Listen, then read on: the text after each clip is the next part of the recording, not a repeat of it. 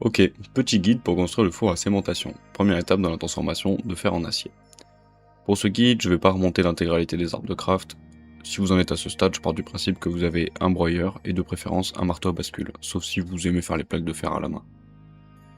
On va commencer par les briques. Il vous en faut exactement 3 stacks et 36, donc le même nombre de chaque poudre utilisée et le double d'argile réfractaire. La subtilité, c'est qu'il existe 3 qualités de briques réfractaires, qui ont différentes probabilités de se détériorer à l'issue d'un processus de carbonisation du fer. Si c'est votre premier four, vous pouvez faire les briques de niveau 1 avec du quartz et de la bauxite concassée. Si vous en avez trouvé et que vos têtes de pilon de broyeur sont en fer, vous pouvez ajouter de l'olivine pour faire le niveau 2. Le niveau 3, il demande de l'ilménite et il vous faudra de l'acier pour en extraire, donc ça sera pas pour tout de suite. Ces briques doivent être ensuite cuites dans le sol, comme des poteries ou des briques réfractaires classiques, donc par 12, ce qui à toute fin utile fait 19 trous pour cuire le total. En vitesse, pour faire le mortier nécessaire à l'assemblage des briques, on met 2 litres d'eau dans un tonneau auquel on ajoute 8 chaux vives, puis 8 blocs de sable. Ça nous fera 32 mortiers, et ça sera suffisant pour ce qu'on doit faire. On récupère nos briques et on fait d'abord 6 grilles, puis 53 blocs pour la construction du four.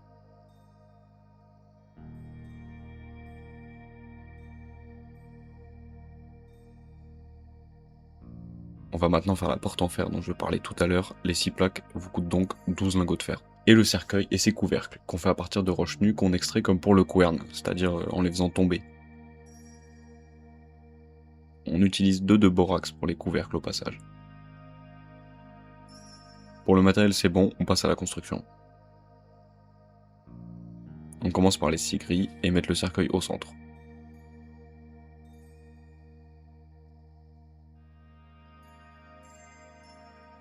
On va pouvoir shift-click dessus pour avoir un aperçu de la structure à faire.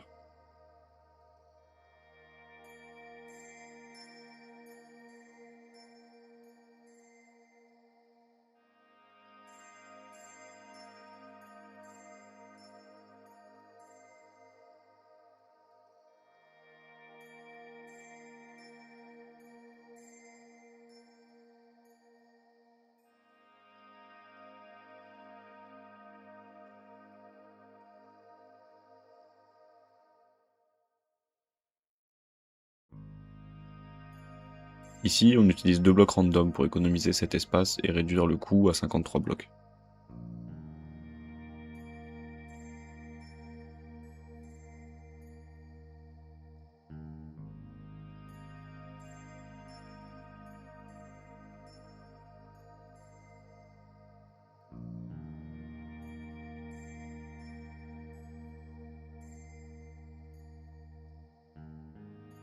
On va faire une petite galerie pour relier l'extérieur au-dessous de nos grilles, et on va préparer un bac à charbon autour des 2 blocs directement en dessous des grilles sous le cercueil.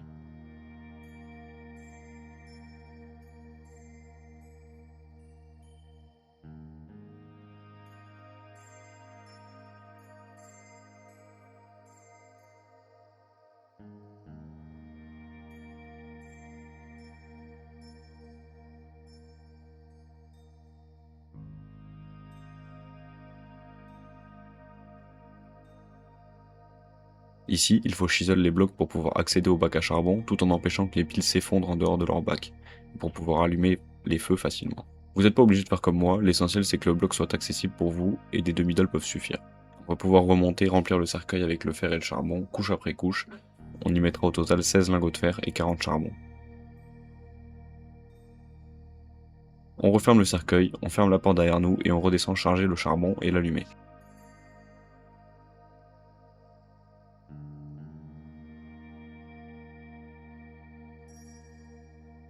Faites pas attention à ma torche, elle a toujours été comme ça.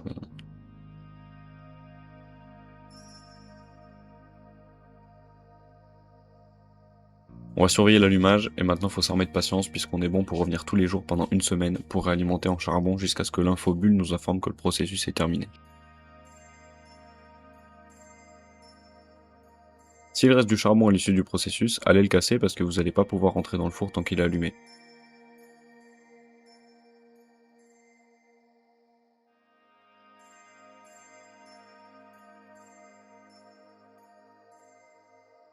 Vous pouvez casser le cercueil avec une pioche, ça vous rendra les pièces de coffrage et votre acier à moitié traité qu'il ne vous reste plus qu'à traiter sur une enclume en fer.